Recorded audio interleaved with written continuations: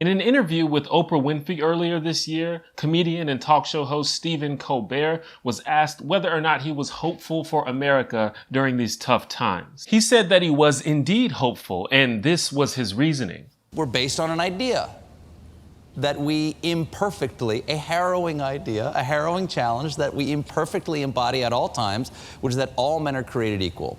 And then they have equal access to justice. And as long as that idea does not disappear, as long as our Constitution is not changed from that idea, and of course the non-constitutional inspirational document like the Declaration of Independence, as long as we always keep that, there will be good presidents and there will be bad presidents. There'll be good Congresses and bad Congresses. There'll be good judiciary and bad judiciary. But if we can all agree on that thing, then America will always be the last best hope of mankind. Now, I think Colbert is doing a lot of good work for political discourse in this country. Don't get me wrong, Colbert's the homie. But honestly, I found this response pretty annoying.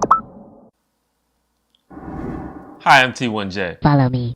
I feel like Colbert's idea is such an awful standard for what makes a country great. It's like no matter how awkward or unjust the laws are, no matter how much inequality there is, no matter how many people needlessly die, some dudes wrote some shit down 400 years ago that vaguely implies an idea of freedom and justice. So America number one. Not only is this obnoxious, but it's potentially dangerous. It encourages complacency. It's as if America is this self-fixing machine and all of our problems will be instantly solved with a sprinkle of magical constitution dust. Because every bit of darkness is only for now. The light always wins. Does it, Stephen? How can you really be sure? And even if this is ultimately true, how much darkness are you willing to tolerate before that light actually comes? Also, I imagine it's easier for a couple of gazillionaires to weather the storm than it is for a lot of other Americans.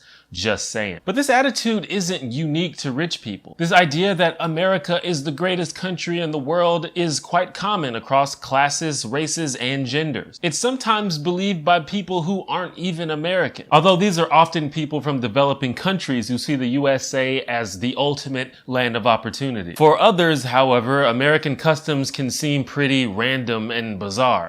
Why is there military support everywhere? It is so confusing. This is the only country, I've lived in multiple countries by the way, I have my receipts, I've earned my position to talk on this. We would go to a movie cinema and they tell us that they support the troops. You go to a supermarket and they're like, we support our troops. I'm like, I'm just trying to buy some milk. I just want to see a film. I wanted to see Peter Rabbit. And I'm reminded that the military, why? In America, it's so weird that like if you're driving around California, you'll see stickers on people's cars and they voted for Bernie or Hillary. Or picket fences out the front. Picket fences, is that the right word? Like pickets. Little signs in their garden telling us that they voted for Trump. I can't imagine. Firstly, it's weird that you guys vote for like the person and not the party. But I can't imagine Australia being like, I vote for the Labour Party. Like put that on my window.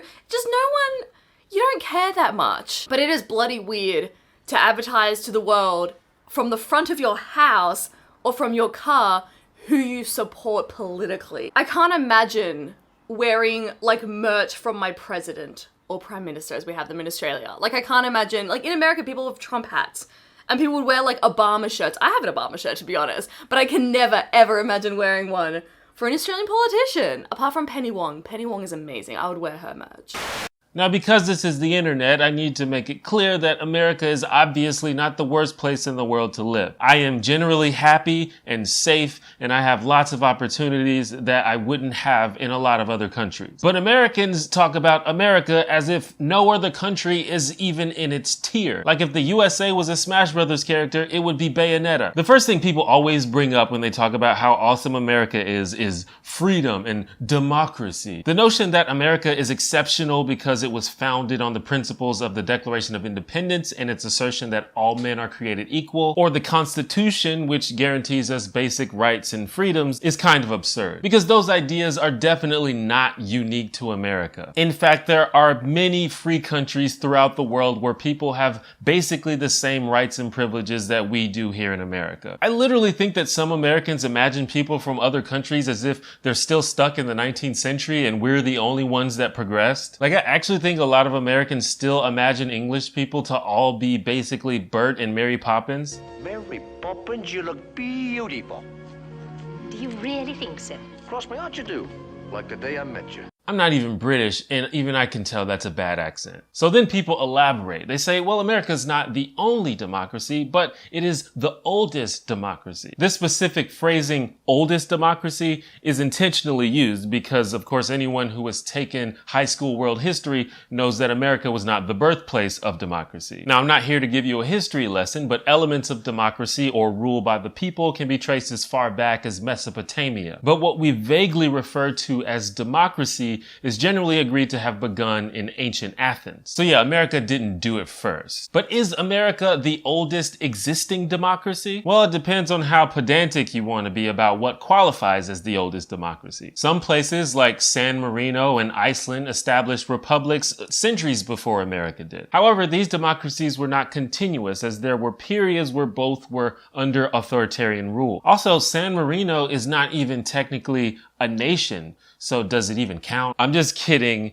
No disrespect on the off chance that I have any viewers from San Marino. And even though the United States and other places in Europe eventually established democracies, these were democracies that only certain people could participate in. Generally, white men. So if we want to be accurate, then perhaps the world's oldest true democracy is Finland, which was the first country to establish full universal suffrage in 1906. So even the notion that America is the oldest democracy is pretty dubious. There's no doubt that the formation of the United States was a historical event, but the concept of democracy was not born here. But honestly, even if it was, being the oldest doesn't mean you're the best. Vince Carter is the oldest NBA player, and that dude only got like a 73 on 2K. Come on now. In fact, I feel that that might work against you, because newer adopters can improve upon all the mistakes that you've made. And according to the Democracy Index, which is compiled in the UK, the United States isn't even in the top 20 of the world's most effective democracies. We're officially categorized as a flawed democracy. Of course, all this implies that having a well-formed democracy is necessary for a country to be considered great. This is something that I believe, but the more time I spend on social media and the more people I meet, the more varied I realize the political spectrum can be. And it's not something that everyone agrees with. But the Democracy Index is not the only index out there. There are many ways to measure the success of a nation. Like, how free are the people? Well, the United States is ranked 17th on the Human Freedom Index. How healthy are the people? The United States has the worst healthcare outcomes out of the top 11 wealthiest nations, even though we spend the most on healthcare. America is 14th in education, and we're 4th in median income. And I understand I'm doing the meme from the newsroom, but it's true. When you ask what makes us the greatest country in the world, I don't know what the fuck you're talking about. And look, none of those rankings are that bad in the grand scheme of things. Well, that healthcare thing is pretty bad. But obviously there's room for improvement. There is for any country. My point is, I'm failing to see the exceptional part. America has a unique, fascinating history and has definitely played a large role in the story of humankind. But so have other nations. And quite objectively, we're not the best at anything. At least anything that's measurable. The only thing America seems to be literally the best at is producing billionaires and blowing shit up. And while a lot of Americans actually think both of those things are pretty cool, I would argue that that actually counts against our greatness. I think we take a lot of things for granted in the United States just because we're used to it. We just assume that everything we do is the best way because that's how we do it. But when you look from an outside perspective, you might see things a little differently. Why do your drugstores sell things that aren't drugs? Like, when I go into a pharmacy, I'm expecting to pick up either some over-the-counter medicine or some prescription medicine. Just medicine, some good. Sometimes I have jelly beans. Is that an Australian thing? There's always jelly beans at the pharmacy. But in America, the drugstore has like an entire clothing aisle. You can buy so much chocolate. You can buy cigarettes. There are cigarettes behind the counter sold in a pharmacy. The obvious one, tipping. Tipping is dumb. Your system is broken. Fix that. I shouldn't have to go and pay for my meal and then pay the servers so they can live a living wage. Like, I will do it because I don't want them to not have money to live, but it shouldn't be the consumer's responsibility. It should be the business that just pays their staff a living wage. Another one is people to bag your groceries. This has never happened in any other country I've been to. You have the person who scans the groceries and then you have an extra person to put them in a bag. It should either just be that first person, or you just do it yourself. You've got a bag, thank you for the item, pop it in there. Why is there an extra person to fill your bag at the grocery store? I feel like all your issues are down to individualism, by the way. Like, that's just like the main thing. Like, you're out for yourself, if that makes any sense. It's like, oh, I don't want my guns taken away, because you don't think about like the wider impact, because like you're a good gun owner, but like the wider impact of there are not good gun owners doesn't like register. Or I have good healthcare, so like why do we need to give healthcare to the poor people? Like, I just worked my way here. It's just like, have you thought outside of you? Anyway, but that's a whole other topic. So a person who, in spite of all of the problems and all of the weird, bizarre shit we do here, still wants to say that America is the greatest country in the world, they would have to appeal to some vague, intangible idea about what makes a country cool. And I think this is what people like Stephen Colbert have done. Bret Stephens, a columnist for the New York Times, wrote that greatness, like happiness, lies less in the achievement than in the striving, and in the question of what we are striving for. Now that sounds very poetic, but again, it's impractical and complacent. If we strive for centuries and still end up doing a shitty job protecting the health and well-being of our citizens, ensuring social and economic justice, or preventing needless death and wars, to name a few things, at some point someone has to say, hey, maybe this country isn't actually that great at doing the things it claims it wants to do. Especially when other nations in the world are demonstrably closer to that ideal than you are. Look, as far as world nations go, America is more good than bad. There are many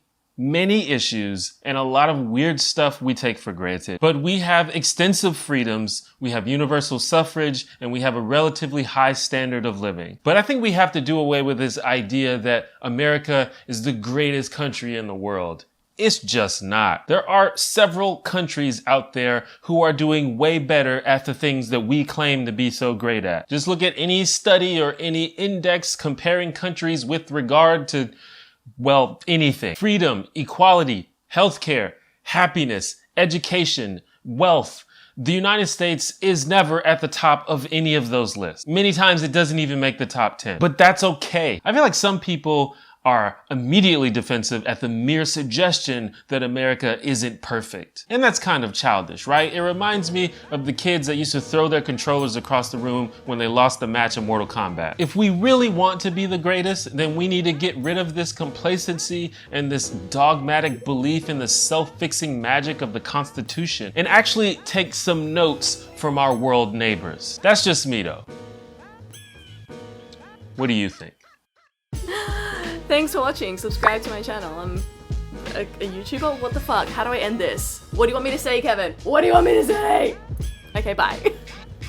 Big thank you to Fiona for helping me out with this one. Please go subscribe to her, she's great. There's a link in the description below. Congratulations to these people for winning the t-shirt and wristband giveaway. I will be getting in contact with you soon. If you'd like to support this channel and help make it more sustainable, consider becoming a patron on Patreon, which is a site where you can donate a couple bucks a month to help me create even better content for you guys. Big shout outs to all of my existing patrons, and I will see you all in the next video. Bye.